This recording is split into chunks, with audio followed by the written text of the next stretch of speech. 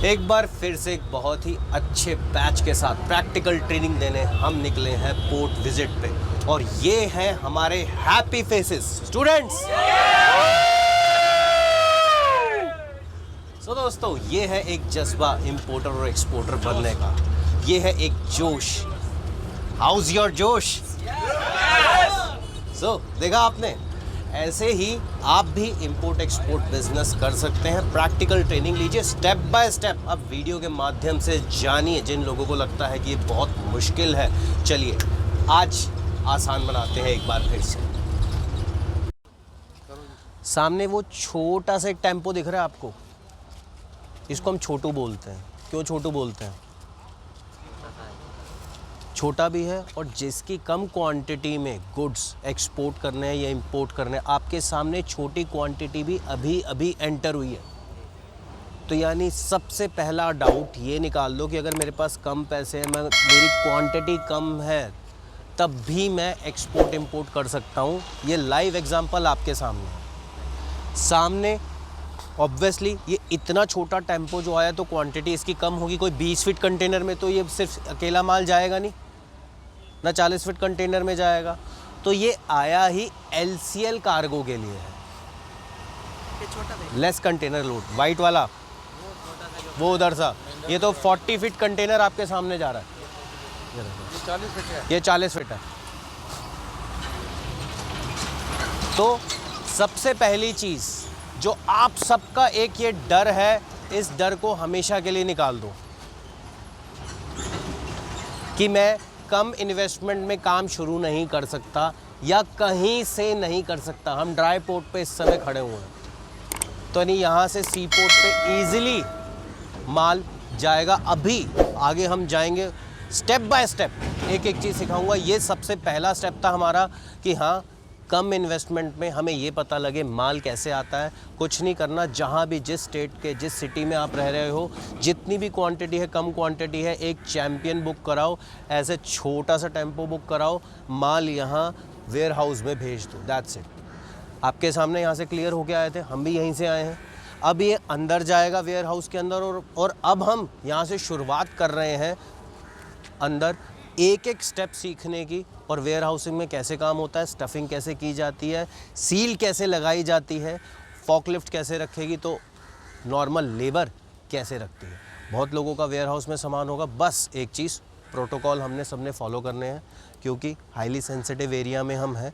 सारे के सारे जितना स्मॉल ग्रुप बना के रह सकते हो उतना रखो, क्योंकि क्या है, देखो यहाँ पे बहुत कम लोग आते हैं। आप सामने देख रहे हो, कोई भी नहीं दिख रहा, सिर्फ काम वाले लोग दिख रहे हैं। ट्रक वालों को इतना आइडिया नहीं है, ट्रक जैसे मुड़ता है कोई एक्सीडेंट होने के चांस। दिखा के वहाँ से एंट्री पास। हाँ, यस, ये देखो ये आ रहा है ना, ये पहले ये तो खाली आ रहा है, टेम्पो की एंट्री ये है। आप इधर से आओगे ना, डॉक्यूमेंट बनवाए होंगे। बिल्कुल, यहाँ दिखाया होगा पास, जैसे हमने गेट पास से आया ना, अंदर कुछ नहीं है ना ना ना ना ना ना, जो हो गया यहीं से ही हो गया। जो इंडिया का सबसे बड़ा ड्राई पोर्ट कहलाता है, 1989 में बना था, इससे पहले ये प्रगति मैदान में था। अब यहाँ से हम एंटर करेंगे। सामने देख रहे हो ये पूरी जो ट्रक लगे हैं यहाँ पे, ये एंट्री गेट है। आगे जाओगे जहाँ वो झंडा लगा है ना, वहाँ पे एग्ज़िट गेट है। यहाँ से आप एंटर करोगे। अब जैसे एंटर कौन से ट्रक होंगे, ऑब्वियसली जो एक्सपोर्ट कर रहा है उसी का ट्रक अंदर एंटर करेगा ना। और एग्ज़िट किसके ट्रक होंगे, या तो खाली ट्रक होंगे या फिर जो माल इंपोर्ट के लिए आया होगा, तो वहाँ से उसकी एग्ज़िट होगी। तो सबसे पहला स्टेप यही है। अभी इसके साथ साथ हम आगे निकलेंगे, और उसके बाद अंदर जाके एक एक स्टेप आपको बताऊंगा। तो आप में से बहुत से ऐसे लोग होंगे, शायद दिल्ली के भी होंगे, जो शायद फर्स्ट टाइम यहाँ पे आ रहे होंगे। सारे फर्स्ट टाइम है ना। वो क्रेन दिख रही है आपको सामने, वहाँ पे वो जो जगह है हाईली सेंसिटिव एरिया है। क्यों एरिया है वो हाईली सेंसिटिव?